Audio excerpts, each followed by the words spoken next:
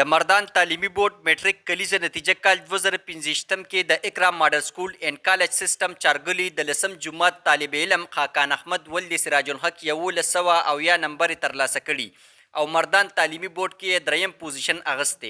مردان بورډ کې د دستوري په موقع کمشنر مردان محمد نثار احمد او چیرمن مردان بورډ پروفیسر جانزیب طالب علم خاقان احمد ته اعزازي شیلډ هم ورکړی. طالب علم خاقان احمد رستم نیوز ته خپلو خبرو کې وویل چې د مور او پلار دعاګانې او د استادانو د محنت له وجې مې کامیابي ترلاسه کړه. ما نوم خاقان احمد دی، زه د ګجرات سره تعلق ساتم. ما د اکرام ماډل سکول اینډ کالج چارګلي نه میټریک امتحان ورکړی او ما بورډ کې 1170 مارکس واخیستل او بورډ کې مې 3rd پوزیشن واخیستو. زه الله تعالی ډېر لاک شکر ادا کوم په دې پوزیشن ځکه چې ما 9 کې هم مارکس اخیستو او ما واده کړی انشاءالله زه بورډ کې پوزیشن اخلم په 10 کې.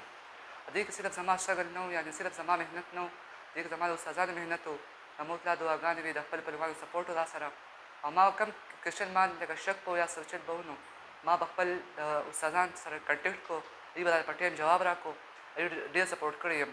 او زموږ علاقه کې ډسپلن لحاظ سره، کنوینس لحاظ سره ټول کې ښکلې اداره اکرام ماډل سکول اینډ کالج چارګلي ده او دا زه دې نه مطمئن یم. او زه را روان په وخت کې CSS کول غواړم ځکه چې زه د قوم خدمت کول غواړم. الله دې کړي چې زما د ارمان زه د الله تعالی ډېر زیات شکرګزار یم چې په دې ریزلټ کې د اکرام ماډل سکول اینډ کالج سیستم چارغلی یو ماشوم حاقان احمد دریم پوزیشن ترلاسه کړ. زه حاقان احمد او د هغه والدینو ته مبارکباد ورکوم. د الله تعالی ډېر غټ شکر ادا کوم چې پس کم 70,000 سټوډنټانو کې چې دا په دې ایگزام کې اپیر شو هغه دریم پوزیشن ترلاسه کو. او داسې زمونږ د دې نه مخکې دا یو اولنی ځل نه دی، د دې نه مخکې په 2000 کې زمونږ یو ماشومه هغې هم د مردان بورډ کې دریم پوزیشن اخیستی و چې پلوشه نور نوم یو. نو دا سلسله به انشاءالله مخکې هم جاري او دا 3rd پوزیشن چې کوم دی دا به مونږ انشاءالله مخکې بوځو. دا زمونږ اخیرنی ټارګټ نه دی.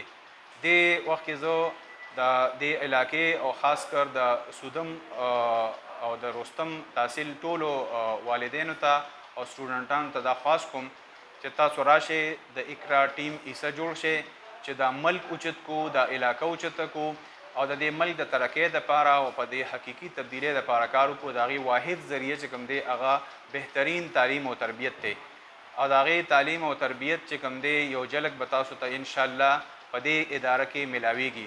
دلته زمونږ فوکس چې کوم دی هغه صرف په مارکس اغستو باندې نه وي، بلکې په اصل کې د کریکټر بلډینګ او د کمپیټنسي بلډینګ چې دا دواړه داسې عناصر دي چې په دا په کومو قومونو کې او کومو افرادو کې راشي نو هغه قومونه او هغه افراد چې کوم دی مخکې ځي هغه اوچتېږي. دا د ترقۍ لار ده. دنیا کې مونږ اینو هغه اقوام مخکې دي. انشاءالله مونږ په دې خپل پوینټس باندې فوکس ساتو او مخکې به دغه څیزو او داسې یو بهترین اکیډمیک ایکسلنس به چې کوم دی ماشومانو ته ورکو او د هغې کیریر کونسلنګ به کوو، د هغې به رهنمایي کوو چې هغې د دې راتلونکي دور چې کوم دی د چیلنجونو مقابله. په اکرام ماډل سکول اینډ کالج سیستم چارګلي کې هم د یو دستوري تابعه شوې وه چې پکې د سکول ډایرکټر تاج علي خان او نور ټول سټاف خاقان احمد او دغه کورنۍ ته د زړه د تله مبارکي ورکړه. د کیمره ټیم سره عمر خاکسار، رستم نیوز، مردان.